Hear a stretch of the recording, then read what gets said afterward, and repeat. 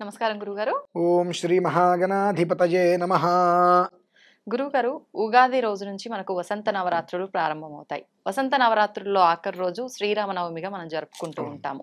అసలు నిజంగా శ్రీరాముడి పుట్టిన రోజు ఆ రోజు అంటుంటారు. ఎవరైనా సరే పుట్టిన రోజు వివాహం చేసుకోకూడదు అని చెప్పి పెద్దవాళ్ళు చెప్తుంటారు. మరి ఆ రోజుని ఎందుకు శ్రీరామునికి కళ్యాణం చేస్తుంటారు? నార్మల్‌గా మనము భగవంతుడిని ఏ రకంగా పూజిస్తామో దానికి తగ్గట్టుగానే ఆ ఫలితం అనేది ఉంటుందంటారు. అంతటి ప్రత్యేకమైన రోజు ఆ శ్రీరాముడిని ఏ రకంగా కొలిస్తే బావుంటుంది గురుగారు? తప్పకుండా అమ్మా.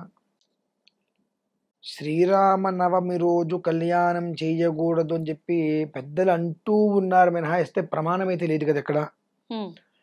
అంటే ఇక్కడ మనం మూలార్థంగా తీసుకోవాల్సింది ఏమిటి అంటే ఉగాది నుంచి వచ్చే పెద్ద పండగ కాబట్టి శ్రీరామనవమి అయిన తర్వాత అందరికీ కళ్యాణ ముహూర్తాలు చూస్తూ ఉంటారు. శ్రీరామనవమి కన్నా ముందు కళ్యాణాలు చేయవద్దు అనేటువంటిది ఓకే. మూలాధారంగా పెద్దల నుంచి వస్తుంది.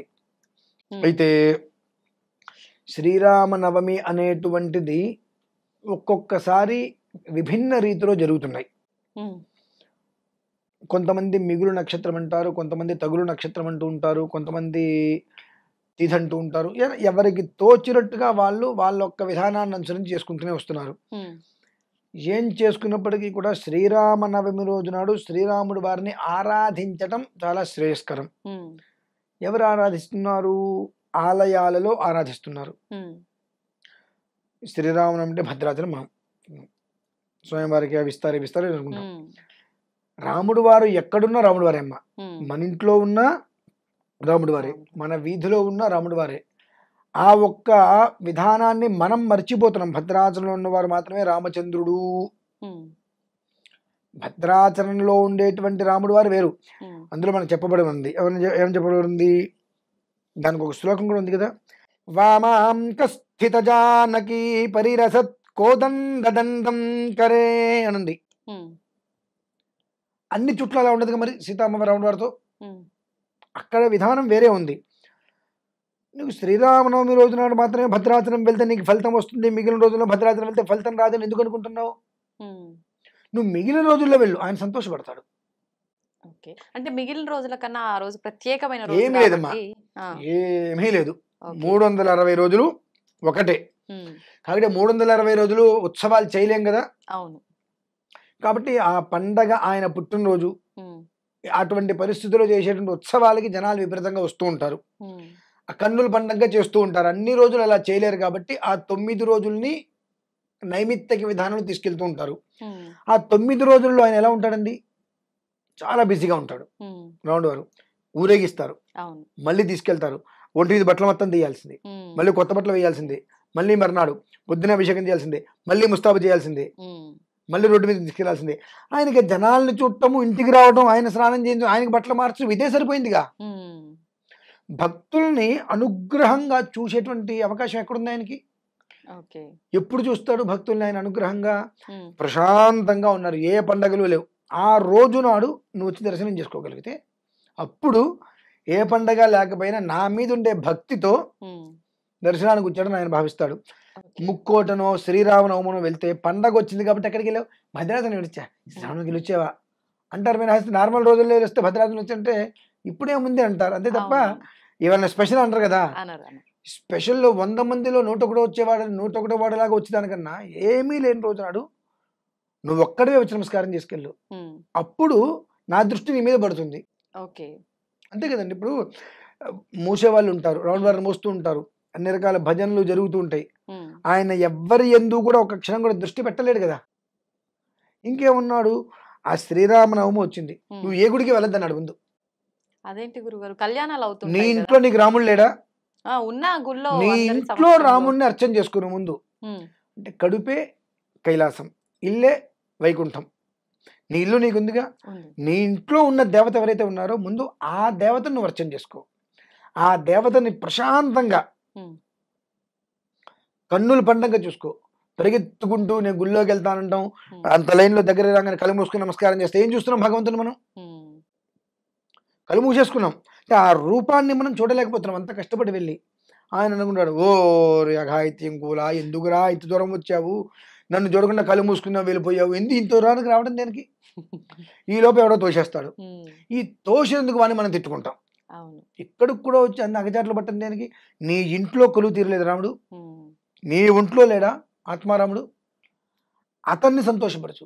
నీ ఇంట్లో విగ్రహం ఉందిగా, చక్కగా వామాంత స్థిత జానకి పరిలసత్ కోదండ దండం కరే చక్రం చోర్ధ్వకరేణ బాహుయుగలే శంఖం శరం దక్షిణే బిభ్రాణం జరజాత పత్రనయనం భద్రాద్రిమూర్ధ్ని స్థితం కేయూరాది విభూషితం రఘుపతిం సౌమిత్రయుక్తం భజే వైదేహీ సహితం సురద్రుమతలే హైమే మహామండపే మధ్యే పుష్పకమాసనే మణిమయే విరాజనే సంస్థితం అగ్నే వాచయతి ప్రభంజనసుతే తత్వం మునిభ్యః పరం వ్యాఖ్యాం భరతాదిభిః పరివృతం రామం భజే శ్యామలం.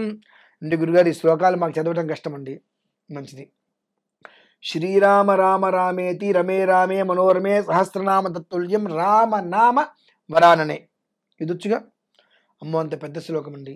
ఓకే, మరా మరా మరా మరా అనుకో. మరా మరా మీరు 10 సార్లు రండి మరా అని. మరా మరా మరా మరా మరా మరా మరా మరా మరా అంటే రామ రామ వస్తుంది. వస్తుంది. అవును. రామ రామ రామ అంటే మరా వచ్చేస్తుంది. ఓ. అంటే కొన్ని మంత్రాలు వెనక నుంచి మొదలు పెట్టాలండి. 2 అక్షరాలు ఇట్లా ఉన్నటువంటివి వెనక నుంచి మొదలు పెడితే దానికి పూర్తి అక్షరం పూర్ణాక్షరం వస్తుంది. రామ రామ రామ రామ రామ రా వస్తుంది. రామ రామ రామ రామ అంటే అక్కడ మరా వచ్చేస్తుంది.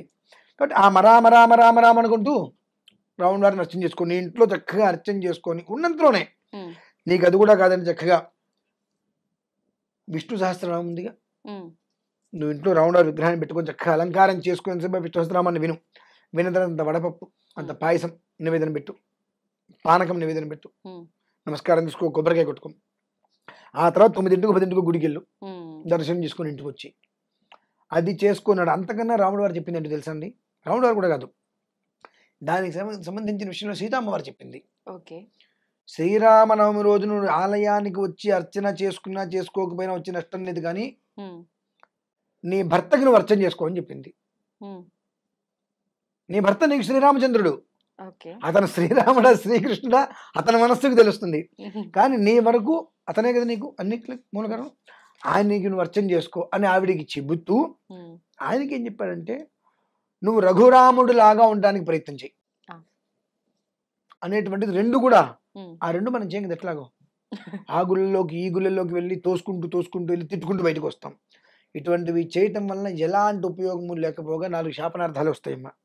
కాబట్టి చక్కగా ఆ భగవంతుడు ఇచ్చినటువంటి అవకాశంగా శ్రీరామనవమి వస్తుంది కాబట్టి ముందు నీ ఇంటిని నువ్వు శుభ్రం చేసుకో, నీ ఇంట్లో నువ్వు ముగ్గు పెట్టుకో, నీ ఇంట్లో నువ్వు దీపం పెట్టుకో. నీ ఇంట్లో రాముడు నీ ఇంట్లో లేని రాముడు బయట ఎక్కడో గుళ్ళు ఎందుకు ఉంటాడండి? నీ ఇంట్లో ఉంటే, నీ ఒంట్లో ఉంటే గుళ్ళో ఉన్నవాడు నీకు కనిపిస్తాడు. నీ ఇంట్లో లేడు, నీ ఒంట్లో లేడు, అక్కడెక్కడికో నేను వెళ్ళి చూడటానికి వెళ్తాంటే అసలు అక్కడ కనిపిస్తాడు ఆయన. ఆయన మనల్ని చూడను చూడు కనీసం. కాబట్టి ఇంట్లో ఉండేటువంటి విధానాన్ని చక్కగా కంప్లీట్ చేసుకొని విడిచిన బట్టలు అక్కడ ఇక్కడ కాకుండా పొద్దున్నే శుభ్రంగా తలస్నానం చేసుకొని ఇల్లు మొత్తం ఊడ్చుకొని దీపారాధన చేసుకొని విష్ణు సహస్రనామం పెట్టుకొని స్వామివారికి చేతనైన అర్చనలు, అలంకారమే చేసుకో, అర్చన అలంకారం చేసుకో సంతోషంగా ఆయనకి. విష్ణు సహస్రనామం పూర్తవంగానే కొబ్బరికాయ కొట్టేసి వడపప్పు పానకం చలిమిడిన మీద పెట్టి అంత పులిహార ఉందా ఉప్పు కింద పెట్టి ఆ ప్రసాదం తీసుకో. అప్పుడు ఆలయానికి వెళ్తావో ఇంకో చోటుకి వెళ్తావో నీ ఇష్టం. అప్పుడు నీకేంటంటే ఆ ఒక సంపూర్ణమైన ఫలితం భగవంతుడు ఇస్తాడు. ఎందువల్లనంటే గుళ్ళోకి ఇంతమంది వస్తున్నారు, ఇంతమంది ఏదో ఒక రకమైన నమస్కారం పెట్టుకు వెళ్ళిపోతున్నారు, కానీ నీ ఇంట్లో నీకు రాముడు ఉన్నాడు అని భావించి, నాలో లేదా రాముడు నాలో ఉన్నాడు కదా అని నీలో ఉన్న రాముడిని నువ్వు గుర్తించి, నీ ఇంట్లో ఉన్న రాముడిని గుర్తించి నీ ఇంట్లో రాముడికి అర్చన చేసావుగా, నీకు ఆ ఇల్లు అవకాశం ఇచ్చింది చక్కగా ఉండడానికి. అది రెంటిల్లా అంటే సొంత ఇల్లు అనే విషయం వస్తే, నీకు వర్షం వస్తే నీ మీద పడకుండా రాత్రిపూట తలదాచుకోవడానికి వీలుగా నీకు ఒక ఇల్లు అయితే ఉందిగా, ఆ ఇంట్లో నన్ను అర్చన చేసుకో చక్కగా. నీకు అక్కడ పూర్తి అయిపోయింది, ఆ ప్రసాదం తీసుకుని అప్పుడు ఆలయానికి వెళ్ళి నువ్వు చూడు, నేను సంతోషిస్తా అంటాడు రాముడు వారు. అదే మనం గ్రహించవలసిన విషయం. అలా గ్రహించకుండా మన ఇష్టానుసారం నేను గుళ్ళోకి వెళ్తాను, భద్రాచలం వెళ్తాను, ఒంటిమిట్ట వెళ్తా, అక్కడికి వెళ్తా, ఇక్కడికి వెళ్తాను, ఎక్కడికి వెళ్తే ఉంది అదే జనాలు తోసుకుంటూ వెళ్తాం. తోసుకోకుండా నువ్వు ప్రశాంతంగా వెళ్ళి పాదాల నుంచి శిరస్సు వరకు ఆయన్ని చూస్తే ఆ తృప్తి వేరు. అలా కాకుండా జనాల్లో రామ రామ రామ రామ రామ అని కూడా జనాల దగ్గరికి వెళ్తాం, వాళ్ళు తోసేస్తూనే ఉంటారు. బయటకు వచ్చి వీడు మొహం మండ ఒక క్షణం చూసుకొని లేదు ఎంతసేపు లైన్లో ఉన్నా నేను అని కాకుండా 100కి 200కి టికెట్లు తీసుకుని అర్చనకు వస్తారు. వాళ్ళకి మాత్రం విఐపి దర్శనాలు ఇస్తున్నారు. 100 రూపాయలు పెడితే దర్శనాలా? ఇది ఒక వ్యాపారం. మనకు నోటికి అద్దెడుకున్నది కదా. రకరకాల మాటలు ఆ ఆవేశం మీద వచ్చేస్తాయేమో మనకు. అవును గురువు. అవి ఆ పాపం మనకెందుకు? నీకు అంత అంత అంత జనాలు ఇక్కట్లుగా ఉన్నప్పుడు నువ్వు వెళ్ళటం దేనికి? నన్ను చూడలేదు అనుకోవటం దేనికి? ఆ ఆవేశం దేనికి? మళ్ళీ 10 మాటలు అంటాం దేనికి? అక్కడికి వెళ్ళి కూడా ఆ పాపాన్ని మూడగట్టుకోవడం దేనికి? ఇంట్లో నువ్వు చేసుకో. సాయంత్రమో మర్నాడో ఆ మర్నాడో ఎవ్వరూ లేరు, సామాన్యమైన రోజులు వీళ్ళు రామా నీకో నమస్కారం, ఇంకో నేను వచ్చా అని చెప్పి ఆయనకి చెప్పుకోను ప్రశాంతంగా. ఆయన నువ్వు వచ్చావు నాయన సంతోషం అంటాడు. చూసుకుంటూ వచ్చేస్తుంటే నువ్వెవరో నేనెవరు ఆయనకేం తెలుస్తుంది? కాబట్టి ఎప్పుడూ కూడా అటువంటి పర్వదినాలలో ఇంట్లో ఆరాధన చేసుకో. మామూలు రోజులలో ఆలయానికి వెళ్ళు. ఒకవేళ పర్వదినాలలో నువ్వు ఆలయానికి వెళ్ళావు అంటే చక్కగా 1 నిమిషము 1/2 నిమిషమైన నువ్వు మనస్ఫూర్తిగా భగవంతుని నేను చూసుకోగలను అనుకో. లేదు ఒకవేళ నన్ను తోసేసిన నేను ఎవరిని తిట్టుకోను, ఈ ఆలయానికి వచ్చిన భాగ్యం నాకు కలిగింది అనుకుంటావా వెళ్ళు. ఈ అనుకోనప్పుడు నువ్వు వెళ్ళవద్దు. అది మా పరిస్థితి అయితే. అయితే గురుగారు ఆ రోజు కళ్యాణం నిర్వహిస్తూ ఉంటారు కదా సీతారాములది, ఆ రోజే ఎందుకని గురుగారు? ఆ రోజు కాదంటారు కదా మామూలుగా సీతారాముల కళ్యాణం అయింది. సీతారాములకు భగవంతుడి కళ్యాణం నిత్యము ఉంటుందమ్మా. ఎందువల్లంటే నిత్య కళ్యాణం పచ్చతోరణం అంటూ ఉంటారు. ఎక్కడెక్కడైతే కనుక భగవంతుడికి నిత్యము కూడా కళ్యాణోత్సవాలు జరుగుతుంటాయో ఆ ప్రాంతం అంతా కూడా శోభాయమానంగా ఉంటుంది అనేటువంటిది ఒక ప్రతీతి. దాని గురించనే కొన్ని ఆలయాలలో అనునిత్యము కూడా కళ్యాణాలు చేస్తూ ఉంటారు. ఇప్పుడు తిరుపతిలో రోజు కళ్యాణం జరుగుతుంది. కళ్యాణం చేయకపోతే దానికి ఏమన్నా నష్టమా? కాదు కదా. ఎందుకంటే కళ్యాణం చేసినప్పుడు 1000 మందినో కొంతమంది దంపతులు ఎవరో వస్తూ ఉంటారు, అవకాశం ఉంటాయి. ఆ కళ్యాణోత్సవాన్ని ఇలా తిలకించడం వలన ఆ కొన్ని మంత్రాలు వినటం వలన వాళ్ళ శరీరంలో తెలియని వైబ్రేషన్స్ వచ్చి ప్రశాంతత అనేటువంటి దారి తీస్తుంది. సరే ఇంటికి వచ్చేది మళ్ళీ కొట్టుకు చేస్తాం, అది వేరే విషయం. కానీ ఆ కాసేపు అయినప్పటికీ కూడా ఆ సీతారాముడి వారిలాగా లేదంటే వెంకటేశ్వర వారిలాగా ఆ కళ్యాణ ఉత్సవ మూర్తులు దంపతులు ఎలా అయితే ఉన్నారో అలా కుటుంబం క్షేమంగా ఉండాలని అక్కడున్న కాసేపు అయినా తెలుసుకుంటాం కదా మనం. అది కొంతమందికి ఆ ఒక్క స్థానాన్ని బట్టి మంత్రబలాన్ని బట్టి మనిషిలో మార్పు వచ్చేస్తుంది. అనుకోకుండా మనిషి పూర్తిగా కూడా నెగిటివ్ నుంచి బయటకు వచ్చేస్తూ ఉంటారు. 100 మందిలో ఒకరికి ఇద్దరు ఖచ్చితంగా నడుస్తుంది. అక్కడి నుంచి వాళ్ళ కుటుంబంలో మంచి స్థితి అనేటువంటి వాళ్ళు మొదలు పెట్టుకుంటుంటారు. ఆ కారణం చేతే నిత్య కళ్యాణము అనేటువంటిది ఎందుకు జరగాలి అని అంటే 360 రోజులకు ముహూర్తాలు ఉండవు. ఎక్కడో ఒక్కొక్క రోజు 25-30 ముహూర్తాలు, 25-30 పెళ్ళిళ్ళు, 100 పెళ్ళిళ్ళు, ఒకసారి 2-3 నెలలు ముహూర్తాలు లేకుండా ఉంటాయి. ఆ ముహూర్తాలు లేవు అంటే అది మూఢాలు అవన్నీ వస్తుంటాయి. కాబట్టి ఇబ్బందికర వాతావరణం అనేటువంటిది ఎక్కువ ఉంటుంది కనుక ఆ ఇబ్బంది లేకుండా నిత్య కళ్యాణం పచ్చతోరణం అనేటువంటిదిగా ఉండాలి అనేటువంటి ఒక ఉద్దేశంతో విశేషంగా పెద్ద ఆలయాల్లో అనునిత్యము కూడా కళ్యాణాలు చేస్తారు. శ్రీరామ నవమనే కదమ్మా, నిత్యము కూడా భద్రాచలంలో కళ్యాణం జరుగుతుంది. 360 రోజులు కళ్యాణం జరుగుతుంది భద్రాచలంలో. తిరుపతిలో కూడా జరుగుతుంది. అలా కొన్ని ఆలయాల్లో ఎందుకు చేస్తారు అని అంటే ఆ కళ్యాణము వలన లోక కళ్యాణం అవుతుంది, లోకం క్షేమంగా ఉంటుందన్న విషయాన్ని దృష్టిలో ఉంచుకొని నిత్యము కళ్యాణం చేస్తుంటారమ్మా. దానికి మన వాళ్ళు భూతద్దంలో చుట్టూ మనకు అలవాటే కాబట్టి ఎదురు చూస్తూ ఉంటాం. అయితే గురుగారు శ్రీరామనవమి దగ్గర పూజ జరిగిన దగ్గర నుంచి కళ్యాణం జరిగిన దగ్గర నుంచి అక్షతలు కూడా తీసుకొచ్చుకుంటూ ఉంటారు. నిజంగా అక్షతలు ఏం చేయాలి గురుగారు ఇంటికి తీసుకొచ్చి? శ్రీరామనవమి కళ్యాణానికి తలంబ్రాలు పోసిన తర్వాత ఆ తలంబ్రాలు తీసుకొచ్చి ఇంట్లో ఆడపిల్లలకి వేస్తే వివాహం కాకుండా ఆలస్యం అవుతుంది అనుకున్న వాళ్ళకి తొందరగా వివాహం అవుతుంది అనేటువంటిది అనాది నుంచి వస్తున్నటువంటిది.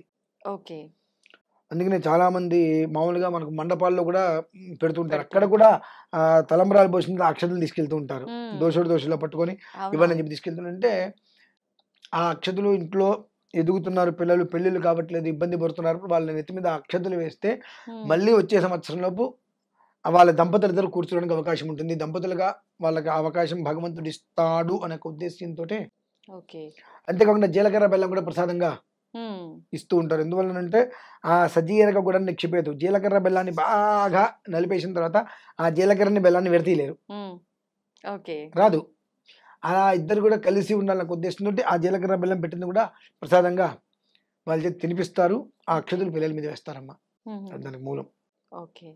మొత్తానికి అంటే చాలా మంది అక్షతలు తీసుకొచ్చుకొని నార్మల్ గా కూడా తలపైన వేసుకుంటే అవి కింద పడి తొక్కటము మళ్ళీ అదంతా మనం శిరస్సు మీద వేసుకున్న తర్వాత కింద పడినా ఇక వాటి సంబంధం లేదు, తప్పు లేదా గురుగారు? మన శిరస్సు మీద ఎప్పుడైతే వేసుకుంటామో ఆ తలంబ్రాలుగా వచ్చినటువంటి వాటిని మన అక్షతలుగా శిరస్సు మీద వేసుకుంటాం. ఓకే. ఎప్పుడైతే శిరస్సు మీద మన అక్షతలు వేస్తారో పిల్లలకి వెంటనే ఆ శక్తి అది తీసేసుకుంటుంది. ఆ కింద పడిన బియ్యమే. ఓకే. కాబట్టి అసలు దాని గురించి మనం ఆలోచించవలసిన అవసరమే లేదు. ఓకే. ఇట్లా. చాలా మందిలో ఈ అక్షతల సందేహం అయితే ఉంది ఉంటుంది. గురుగారు. థ్యాంక్ యూ గురుగారు.